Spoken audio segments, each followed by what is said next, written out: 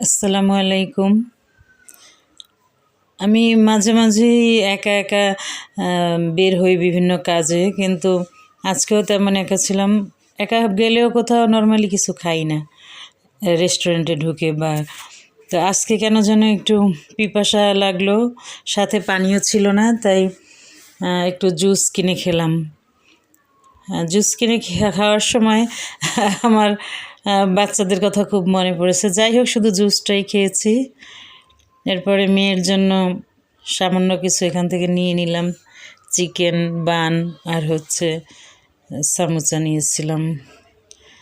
কাজ শেষে নিয়ে আবার রিকশায় চড়ে বাসায় চলে আসলাম।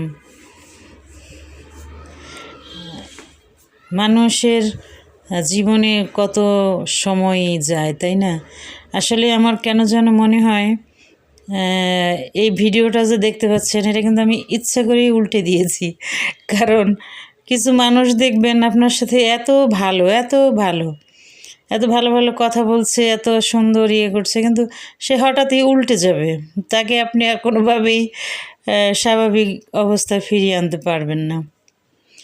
সেজন্য মাঝে মাঝে আকাশের দিকে চেয়ে থাকবেন, দেখবেন নীল আকাশ এত সুন্দর।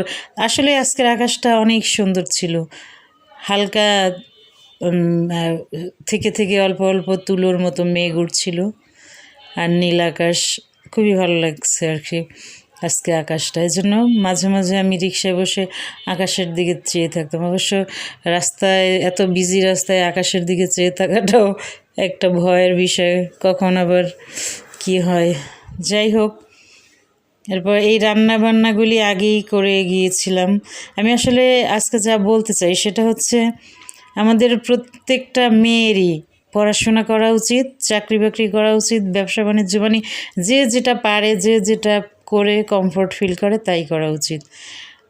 মোদ্দা কথা হচ্ছে, নিজের জন্য কিছু না কিছু করা উচিত। একটা সময় আপনি কি বলে অবসরে চলে যাবেন, মানে বাচ্চা কাচ্চা বড় হয়ে যাবে, সংসারের চাপ কমে যাবে, তখন আপনার সময়টা ঠিক ওভাবে কাটতে চাইবে না।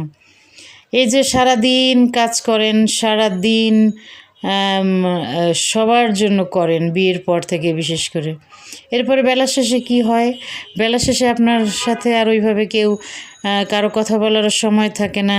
এটা আমার নিজের বিষয়ে যত দিন যাচ্ছে তত আমি বুঝতে পারছি। আবার সংসারের কাজও ওইভাবে আপনার করতে ইচ্ছা করবে না, ভালো লাগে না। সব কিছুরই তো একটা সময় থাকা উচিত। এই যে সরকারি চাকরি যারা করে, তারা 30 বছর চাকরি করে, এরপরে তারা 60 বছর বয়সে পেনশনে চলে আসে।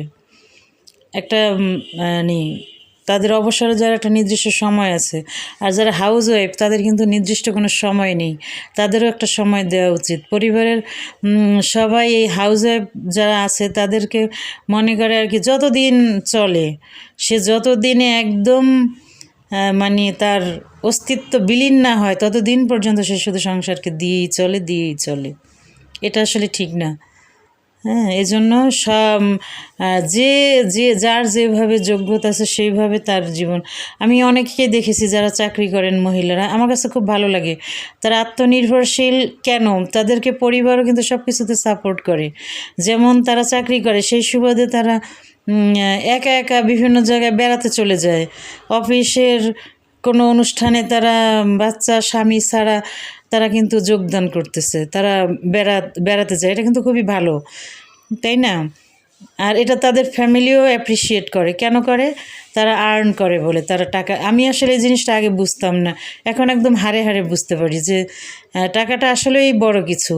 টাকার জন্যই মানুষ, তারাও তো ফ্যামিলি নিয়ে থাকে, সংসার করছে, তাদের হাজব্যান্ড, স্বামী, শ্বশুরবাড়ি সবই আছে, তাই না? কোনো কিছু তো নষ্ট হয়ে যায়নি। আর একজন হাউস ওয়াইফ কোনোভাবেই সে একা কোথাও বেড়াতে যেতে পারে না। তাদের মানে সংসারের জন্যই তাদের যেন জন্ম হয়েছে, তারা সংসারই করে যায়। এই জিনিসটা আসলে খুবই দৃষ্টিকটু, এটা আসলে হওয়া উচিত না। সংসার করে বলে কি তার ছুটি নেই? তার ছুটিতে থাকতে নেই? যারা চাকরি করে তারা সেই সকালে যায়, রাতে আসে, এরপরে তারা কিছু মন চাইলে করে বা করতে হয় তখন করে, কিন্তু তাদের তো সারাদিন এইভাবে সংসারে ঘানি টানতে হয় না। আবার বেলা শেষে 2 দিন